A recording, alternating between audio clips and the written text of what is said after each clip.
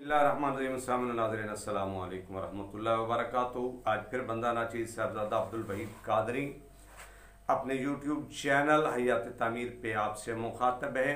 वो दोस्त जिन्होंने अभी तक मेरे चैनल हयात तामीर को सब्सक्राइब नहीं किया वो सब्सक्राइब भी कर लें, कमेंट्स में लिखें और शेयर भी करें और घंटी के बटन को ज़रूर दबाएं ताकि हर आने वाली वीडियो आप तक आसानी से पहुँच सके।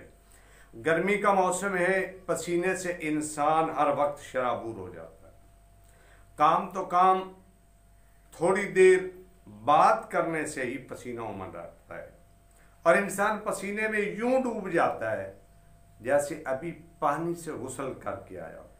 पसीने की वजह से अजीब किस्म की बदबू आती है, ना तो लोगों में बैठना मुनासिब लगता है और ख़ासकर हम मुसलमानों ने मस्जिद में नमाज के लिए भी तो हाज़िर होना होता है।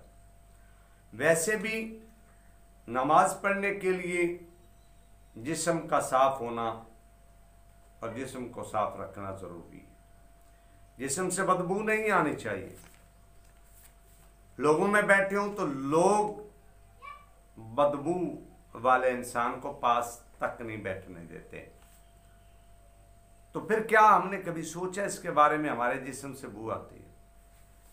नमाज पढ़ने वालों को तो मालूम है और मुसलमानों को खास कर, क्योंकि हमारे नबी करीम सल्लल्लाहु अलैहि वसल्लम ने 5 वक्त नमाज पढ़ने वालों के लिए ताकीदन फरमाया है कि मिसवाक किया करो। क्यों? कि मुंह से बू नहीं आनी चाहिए, तुम्हारा मुंह साफ सुथरा रहना चाहिए। तो फिर वो दोस्त आबाद उन्होंने भी कभी सोचा है जो कलमा तो पढ़ते हैं और उनके मुंह से सिगरेट और हुक्के की बदबू आती है, तो फिर हम दरूद पाक किस अंदाज से, किस मुंह से पढ़ते होंगे? 1000 बार बशोयम दहन बमुश्को गुलाब अनोज नाम कमाल अदवीस। अल्लाह और उसके रसूल सल्लल्लाहु अलैहि वसल्लम का जिक्र जिस ज़बान से किया जाता है उसको पाक रखना चाहिए, मुंह को साफ रखना चाहिए और नमाज के लिए जिस्म का साफ सुथरा होना ज़रूरी है। तो फिर हमने कभी इन बातों पे तवज्जो दी। तो आइए आज हम जिस्म की बदबू के खात्मे के लिए नुस्खा पेश करते हैं। नुस्खा क्या है? इतना मुश्किल नहीं है। अंबल ताश के पत्ते ले लें, नीम के पत्ते ले लें या नीम की छाल यानी छिलका ले लें, अनार के छिलके, ये जो अनार हम खाते हैं ना इसका छिलका, ये भी इस्तेमाल हो सकता है। अनार के पौधे का छिलका भी इस्तेमाल हो सकता है और आंबा हल्दी, ये चीजें हम वजन लेकर सरसों के तेल में मिलाकर पूरे जिस्म की अच्छी तरह मालिश करें।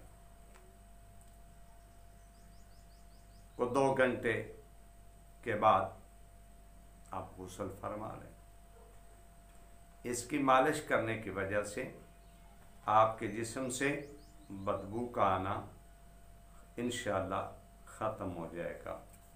ये नुस्खा बनाएं और इस्तेमाल करें और फ़ायदा उठाएं।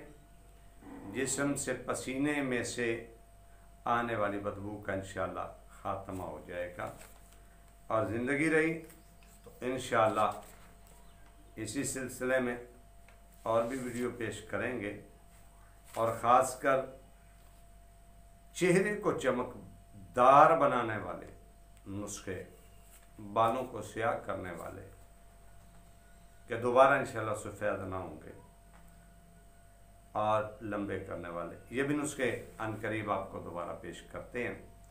तब तक बंदे नाचीज़ को इजाज़त दीजिए। अपनी दुआओं में ज़रूर याद रखिए। अस्सलामु अलैकुम वरहमतुल्लाहि वबरकातुहू।